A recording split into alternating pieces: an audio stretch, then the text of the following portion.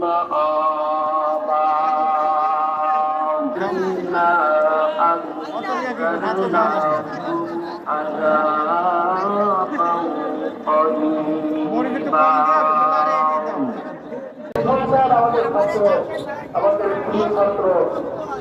আমাদের ক্ষুদে শিল্পী শিশু শিল্পীদের দ্বারা ইসলামী সঙ্গীত আমরা উপভোগ করি ইনশাআল্লাহ।